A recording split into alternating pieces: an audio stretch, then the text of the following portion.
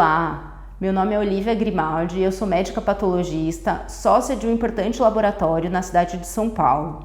Eu quero te agradecer pelo interesse na minha especialidade, na anatomia patológica, que é tão linda. Que bom que você está aqui e eu espero de verdade responder todas as suas dúvidas, todas as suas curiosidades sobre a patologia. Mas caso eu não faça, você pode deixar um comentário que a gente conversa, tá bom? Antes de eu falar da patologia, eu quero deixar aqui, abrir um parênteses para fazer uma diferenciação entre três coisas que geralmente causam muita confusão, tanto no meio médico quanto para os pacientes, que é a diferença entre anatomia patológica, medicina laboratorial e biomedicina. Essas três especialidades / profissões têm a ver com laboratório, ok? Mas eu quero salientar aqui para vocês a diferença entre elas. Medicina laboratorial é a ciência que estuda os fluidos do corpo e sua interação com a clínica. Então, por exemplo, um exame de urina, um exame de sangue, um exame de secreções, de hormônios, toda essa parte que tem muito mais correlação com a clínica é a medicina laboratorial. Para você se tornar um patologista clínico, você precisa fazer faculdade de medicina e residência médica em medicina laboratorial, patologia clínica, ok? São muitos anos e o patologista clínico manja muito de clínica, é muito bom médico, ok? A anatomia patológica, que é o meu caso, é o estudo das doenças, estudos dos tecidos, dos órgãos, tá? É o diagnóstico de câncer. Então, o que a gente vai examinar? Tudo que sai do corpo humano. Então, por exemplo, fez uma biópsia de colo uterino, o patologista que vai ver. Tirou a amígdala da criança que tinha amidalite de repetição. Essa amígdala vai para o laboratório, vai ser processada e vai ser analisada pelo médico patologista, tá? Paciente morreu e não tem causa, morreu de morte natural e não tem causa definida. Vai ter que fazer uma autópsia. Quem faz essa autópsia é o médico patologista, ok? Então, essa é a anatomia patológica, o diagnóstico de doenças baseados em tecidos humanos, ok? Não em fluidos humanos. Ok? A biomedicina é uma ciência que dá suporte às duas profissões, forma técnicos e dá suporte às duas profissões. É mais amplo ainda o leque de possibilidades de atuação e vocês são maravilhosos, biomédicos. Não somos nada sem vocês, precisamos muito dos biomédicos, ok? No nosso suporte, porque é muito amplo o campo, é muita coisa para fazer, muita ciência, tem campo para todo mundo, ok? Então, dado esse preâmbulo de diferenças entre as patologias, vamos falar mais um pouquinho de mim e de como eu virei uma patologista, ok? Uma anatomopatologista. Eu sou filha de patologista, meu pai é patologista também e ele sempre foi muito entusiasmado com a profissão. Até hoje ele congela, ele faz congelação, eu vou falar sobre isso daqui a pouquinho. Até hoje ele faz congelação, ele dá diagnóstico, ele é muito feliz e eu sempre vi esse entusiasmo nele com a profissão, né? E isso, eu me lembro criança, eu sempre pedia para ir trabalhar com ele. Então eu ia pro laboratório com ele e eu ajudava ele desde pequenininha no laboratório. Eu tenho 2 irmãos, um irmão e uma irmã, e nenhum dos dois virou medicina. Então eu acho que é chamado divino mesmo, então Deus escolhe alguns, né? Uns ou os outros para fazerem uma coisa ou outra, enfim, tô eu aqui com meu pai até hoje. Mas na faculdade, eu acredito, eu sou formada há 15 anos, esse ano eu fiz 15 anos de formada, e eu acredito que muita coisa tenha mudado já. Eu nunca dei aula em faculdade, eu nunca participei de ensino acadêmico, mas eu acredito que muita coisa deve ter mudado da minha época. Na minha época, a patologia era uma disciplina muito expositiva, então e na minha época nem tinha PowerPoint, acho que eu me lembro, porque eu lembro que tinha transparência, gente, olha a dinossauro aqui. Eu não sei se vocês sabem, vocês que estão vendo esse vídeo sabem o que é transparência, que tinha retroprojetor, enfim, mas era assim. Então a patologia era muito expositiva, decoreba, tipo histologia, sabe?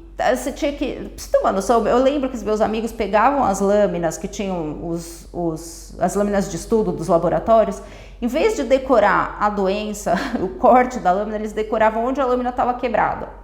Então essa lâmina que tem esse rachinho aqui é o diagnóstico de carcinoma epidermoide. Pra vocês terem uma noção.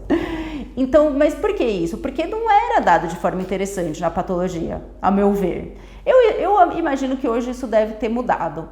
Então, porque a patologia é assim, ela estuda os processos gerais das doenças e tem a patologia cirúrgica, a patologia especial, que é dos órgãos. Então, é uma ciência híbrida, né, entre a base e a prática clínica, certo? Então, tem muita coisa que pode ser maçante, pode ser expositiva, mas é linda, gente, é linda, a patologia é muito linda.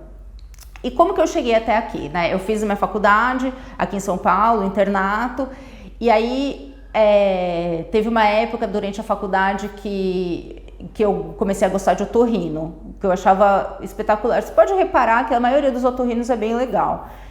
E eu comecei a achar aquilo interessante, mas assim, a ideia de operar, de cirurgia, nunca me pareceu boa, porque eu sempre passei mal. Uma vez eu entrei numa rinoplastia, a hora que eu vi aquele martelinho, eu desmaiei na sala. Foi um vexame total. Quase que eu caí em cima lá da instrumentadora, horrível. Eu não me via fazendo outra coisa, além da patologia. E eu realmente me achei na patologia. E aí eu fui fazer residência no Hospital São Paulo. Que é afiliado da Escola Paulista de Medicina, aqui da Unifesp. E como que é a residência de patologia? A residência de patologia, ela dura 3 anos. Então, é o R1, o R2 e o R3. No R1, o R1 ele é focado na patologia geral, os processos gerais das doenças e em autópsias, tá? Então, o R1 vai predominantemente fazer a autópsia. E agora eu quero abrir outro parênteses sobre a autópsia. A diferença entre IML e SVO. Isso é outra coisa que gera muita confusão nas pessoas, nos familiares dos falecidos, enfim, dos corpos, né, dos pacientes que morrem. A diferença, os próprios médicos não sabem isso direito e eu creio que isso é falha nossa, dos patologistas, em não saber explicar e divulgar essa informação de forma correta e acessível para todo mundo. Mas vamos lá, o que é o IML? O Instituto Médico Legal, é onde são feitas as autópsias de morte violenta ou o exame de corpo de delito. Vocês sabem disso porque mesmo sendo médico, vira e mexe aparece na TV, né? Nas notícias, tá no IML, fulano tá no IML, no IML tá para reconhecer o corpo, enfim, todas essas coisas as pessoas sabem o que é IML, que é o Instituto Médico Legal, que é da polícia, é um órgão voltado a morte violenta, a qualquer tipo de violência contra ou o ser humano vivo ou o ser humano morto, ok? Já as autópsias de morte natural são feitas parênteses, para você trabalhar no IML, você não precisa ser patologista. Aqui no Brasil, nos Estados Unidos, sim, vídeo CSI, né? Quem assiste CSI sabe. Arquivo X, aquelas séries antigas. Eu nunca assisti muito dessas coisas, mas eu sei que de investigação, de crime, etc. Aquela pessoa que vê os cadáveres no CSI e no Arquivo X, ela é patologista, tá? Nos Estados Unidos precisa ser, para ser médico forense, precisa ser patologista. Aqui no Brasil, não. Se eu não me engano, eu acho que tem uma residência agora de medicina legal na USP, eu não tenho certeza disso. Mas enfim, para você fazer a autópsia de morte natural, você vai no serviço de verificação de óbito, que toda cidade tem um serviço de verificação de óbito que pode ser junto do IML ou não. Aqui, o SVO principal aqui da cidade de São Paulo é ali próximo do HC, do lado do metrô, tá? Então, por exemplo, uma pessoa é achada morta em casa e não tem sinal de violência, sabe o velhinho que morre em casa? E não tem um médico que acompanha, que sabe por que ele morreu. Esse corpo tem que ir para o SVO para fazer uma autópsia, para fazer o atestado de óbito e descobrir por que ele morreu, qual foi, né, o fim final, o evento final da vida dele. Então, para você, todo hospital universitário normalmente tem um SVO, tá? Os serviços de residência médica em patologia tem SVO ou tem estágio para que o R1 faça estágio de autópsia, é obrigatório, tá? Porque não tem nada mais didático, mais elucidativo, enfim, mais rico do que você vê. Lembra do cadáver na aula de anatomia topográfica, tá? Quando que a gente aprende anatomia? Quando a gente faz laboratório de anatomia. Lembra? Na minha época, eu e meu grupo tínhamos um cadáver que a gente dissecou inteiro. Tá? Hoje, assim é com o R1. Ele tem os corpos, os cadáveres que morrem, e ele vai estudar todos aqueles órgãos, as doenças dos órgãos e a relação desses órgãos com os outros e com as doenças, enfim, que culminaram com a morte do paciente. Então, de forma bem didática, morte matada é IML, morte morrida é SVO, ok? Enfim, vamos lá, vamos voltar aqui para a nossa residência de patologia. A residência de patologia, o R1, ele faz basicamente isso, tá? E não toma bronca. Eu, pelo menos na minha residência, pelo que eu vi por aí, nas residências de patologia, não tem aquele ambiente de R2 mandando R1, tá? É mais suave. O R2 e o R3 vai focar principalmente na patologia cirúrgica, tá? Na patologia especial. Então, ele vai estudar patologia do sistema gastrointestinal, neuropatologia, patologia pediátrica, assim, específica, porque no R1 tem bastante autópsia de natimorto também, gente, e isso era uma coisa que eu não gostava muito, quebrava meu coração. Mas existe, você aprende, aqueles distúrbios genéticos, aquelas malformações, tudo isso. Então, o R2 e o R3, patologia pulmonar, todos os sistemas vão ser estudados separadamente e é ótimo, você vai ver com bastante detalhe tudo isso na residência. O que você não vai aprender na residência? Como ser empreendedor. Da mesma forma que você não vai aprender na faculdade como ser empreendedor, você não vai aprender na residência. Isso é uma coisa que você vai ter que partir de você. Você vai ter que correr atrás disso se você quiser.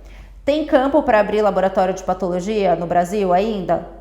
Tem. A patologia é uma especialidade que está em franco crescimento com o envelhecimento da população, a maior expectativa de vida, tem cada vez mais caso de câncer, gente. Cada vez mais casos de câncer. Com as pessoas estressadas, tem cada vez mais casos de retocolite. Doença celíaca descobriram, o que tem de biópsia de duodeno para excluir doença celíaca não está no gibi. Que mais? Gente, tudo que vocês puderem imaginar. Papa Nicolau, exame preventivo do colo uterino. Toda mulher tem que fazer. Não é mais todo ano, ok. Antes quando eu estava na faculdade, o preconizado era Papa Nicolau anual. Não é mais, a gente sabe que não precisa, mas ainda tem que fazer. Com uma certa periodicidade. E só o patologista que pode falar se é câncer ou não, aquele Papa Nicolau, se tem uma lesão pré-câncer ou não.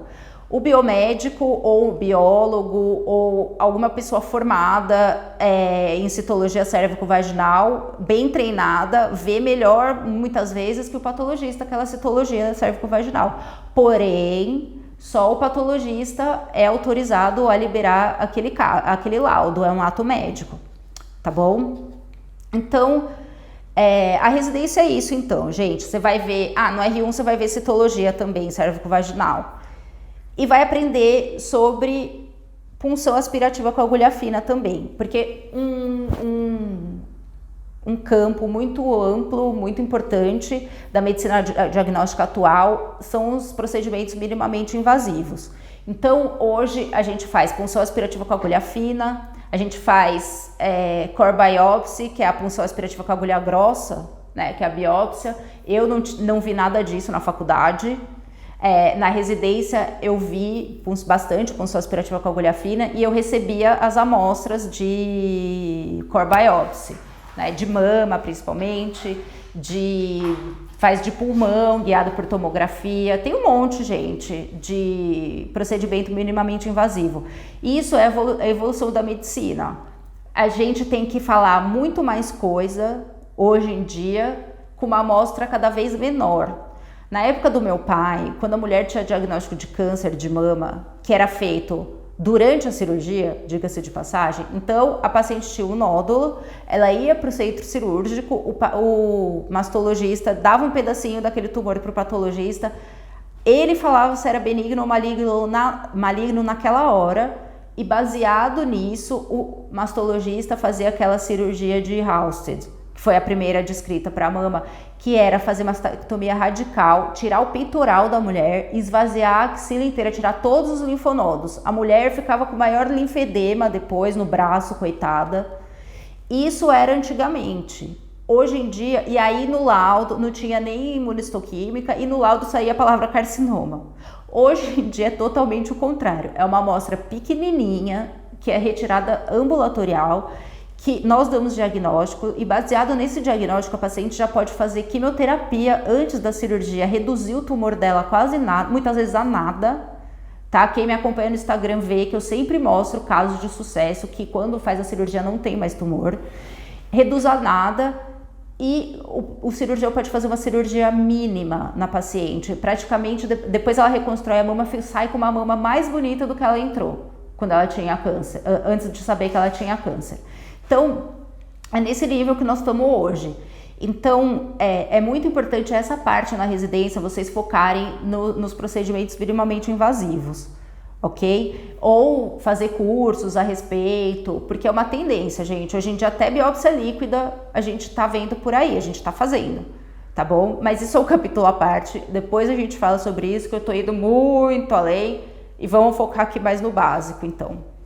Aí depois que você fizer o R3, você tem a opção de fazer o R4 em patologia, que tem alguns serviços no estado de São Paulo. Eu vou falar do meu estado, tá? Que é onde eu sei. Então você pode fazer em alguns hospitais de câncer e fazer um R4 oncológico voltado apenas para o câncer. Você pode fazer um R4 voltado apenas para a citologia, que eu sei que tem também. E você pode fazer um R4 voltado apenas para pele, fazer dermatopatologia. Você pode fazer também em fígado, tá? Patologia renal, que são temas muito específicos, muito subnicho, subespecialidade, tá bom? Mas existe essa possibilidade. Aqui em São Paulo tem todo esse nível de especialização. Eu, por exemplo, me especializei em citopatologia, tá? Eu tenho título de especialista, essa é a minha paixão. É o que eu faço com mais amor, que é punção aspirativa com agulha fina e citopatologia. Eu acredito muito nesse procedimento e é isso. Mas vamos falar então agora um pouquinho, eu fiz uma colinha aqui para não esquecer de falar tudo que eu tenho para falar para vocês. Vamos falar um pouquinho sobre o mercado de trabalho. O que um patologista pode fazer no mercado de trabalho? E isso eu só vi depois. Ninguém me falou na faculdade, ninguém me falou na residência. Eu fui descobrindo depois com o tempo, tá? Mas eu não tô culpando ninguém, nem me amargurando disso, é normal, porque eu acho que cada um tem sua função. Quanto mais você ficar especializado no que você faz, melhor você vai ser. Então, nós estamos num nível de conhecimento hoje em dia que você precisa se especializar, gente, principalmente num centro como São Paulo. Tá? Você pode ser generalista se você quiser, ok? Mas eu sugiro que você tenha pelo menos uma paixão, ok? Então, qual que é o mercado de trabalho para o patologista? Tá? Ele pode trabalhar em universidade, dando aula. Né? Se você estiver assistindo aqui é acadêmico, você tem aula de patologia, certo? E eu sugiro que se você se interessar assim pela patologia, fala para o seu professor, para sua professora, para ele te contar mais da patologia do dia a dia, para ele te levar para um laboratório. Eu vou mostrar aqui umas coisinhas para vocês, mas nada como estar presente, né? Como ver. Eu sou assim, patologista, né, gente? Patologista gosta de pegar a coisa, com a mão gosta de ver, né? Acredita vendo, né, por dentro, imagina, microscópio. Eu prefiro ver do que ver vídeo, mas vamos lá, eu vou dar um saborzinho para vocês. Então, pode dar aula na universidade, pode trabalhar em hospital. Hoje em dia está cada vez mais frequente, aqui em São Paulo tem alguns hospitais que têm serviço de patologia própria. Isso não é normal, não é comum, tá? São poucos os hospitais, são os hospitais mais de ponta que tem. Eu acredito que é uma tendência agora todos os hospitais começarem a ter a patologia própria, tá? Eu já tô vendo diferença de quando eu comecei para agora, que faz o quê? Faz 10 anos, aí um pouco mais de 10 anos que eu tô como patologista. Você pode trabalhar nos laboratórios, tá? Dando diagnóstico.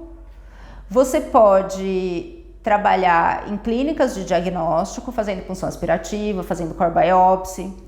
E você também pode trabalhar na SBP. A SBP, a Sociedade Brasileira de Patologia, é uma sociedade super legal, o pessoal é super acessível, eles são realmente empenhados assim, com a melhoria da especialidade. E agora eles desenvolveram um programa de controle de qualidade para os laboratórios, que você pode fazer curso e se tornar um auditor de laboratório, de qualidade de laboratório. Então esse é mais um campo para o patologista trabalhar. E no diagnóstico de câncer, você pode dar tanto o diagnóstico no laboratório, de amostras que são processadas e viram a lâmina. Eu vou mostrar para vocês aqui o setor de macroscopia, onde as peças são examinadas. Quando chega aqui, por exemplo, o paciente tem um tumor de estômago.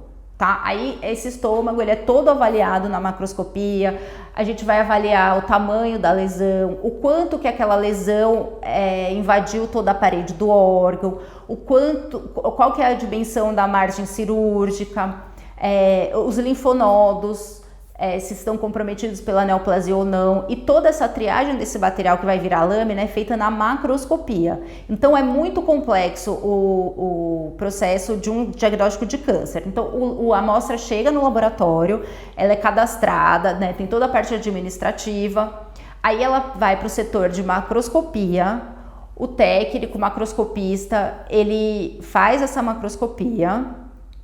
Muitas vezes e na praticamente totalidade das peças complexas ele é orientado pelo patologista, ele seleciona a melhor parte para ser avaliada dessa peça e essa parte que o macroscopista selecionou vai ser processado tecnicamente. Lembra da lâmina?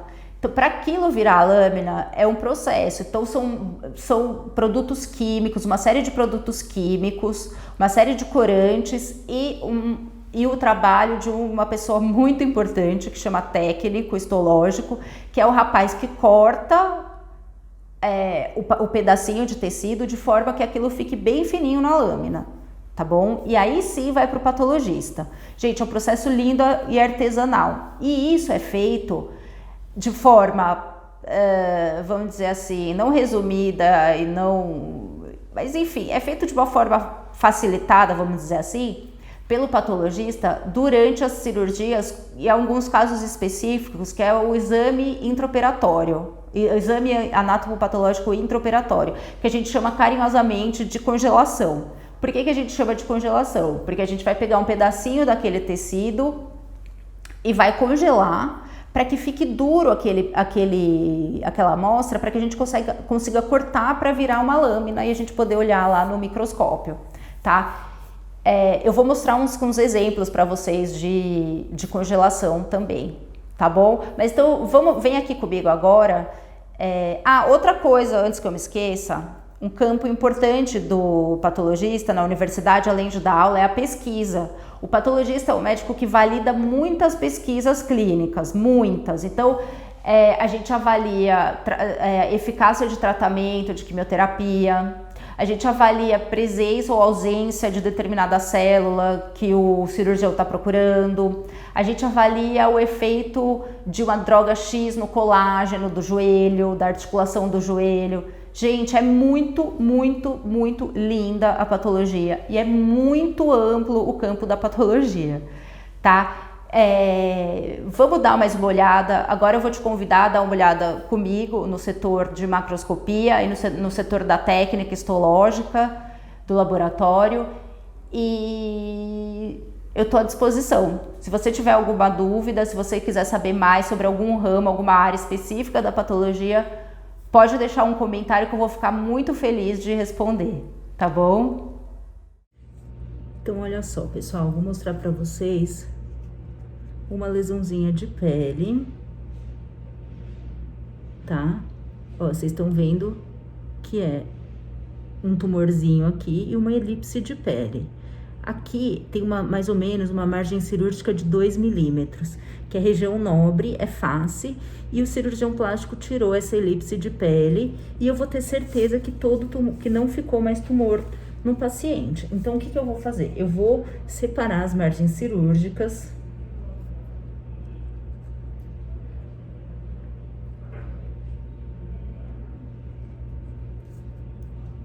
Aqui, estou separando.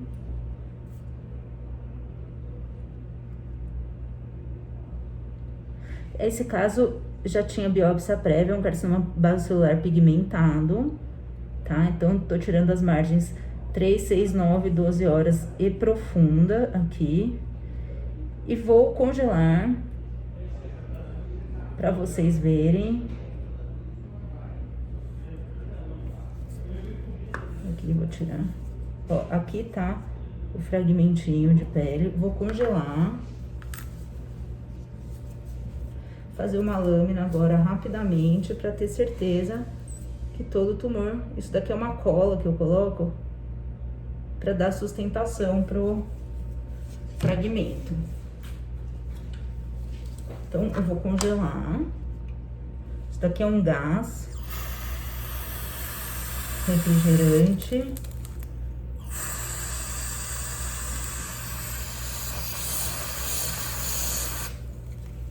Tá? Para deixar o fragmentinho bem duro, de modo que eu possa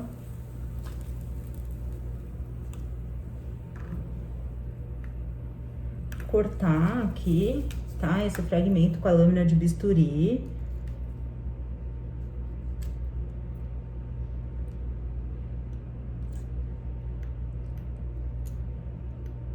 É bem rápido esse método. Em alguns hospitais tem um aparelho que chama criostato, tá? Que é maior, é uma máquina grande de chão, que dá pra você cortar também.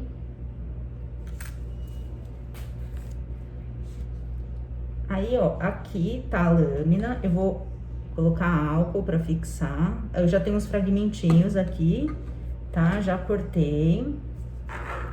E vou corar para que eu possa ver essa lâmina no microscópio e ter certeza que essa margem tá livre.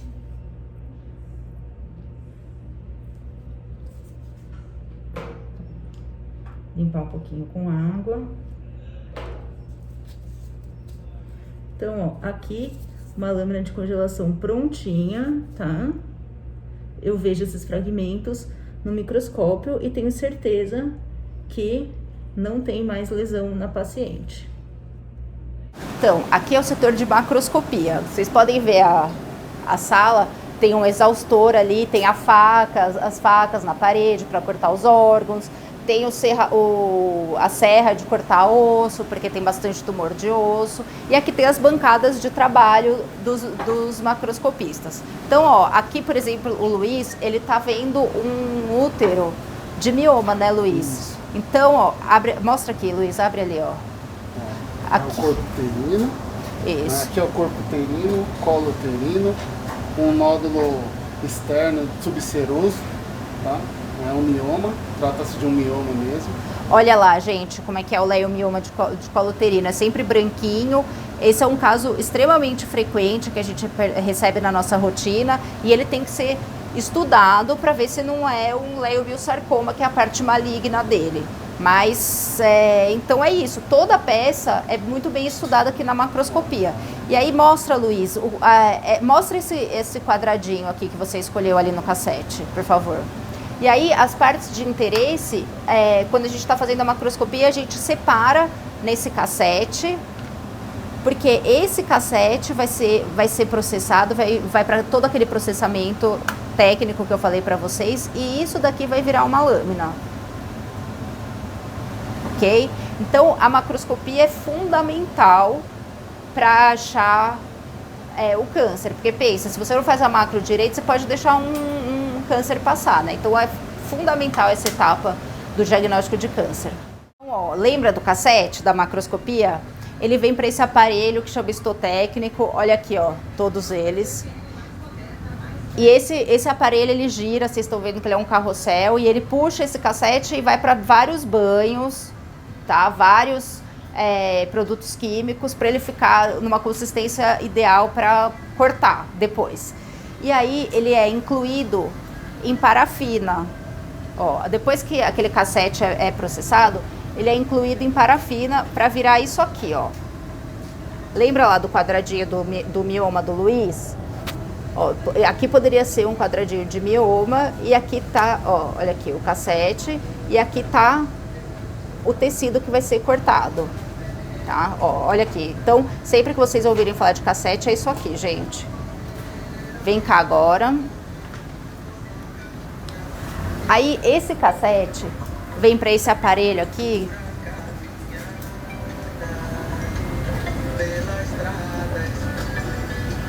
E vai ser cortado pelo técnico, a pessoa mais importante do laboratório, é que faz a lâmina boa, gente. Né, Zé? Ó, então, esse aparelho aqui chama micrótomo. Então, ó, ele tá fazendo, ele tá cortando, e aí ele vai colocar essa fitinha de parafina.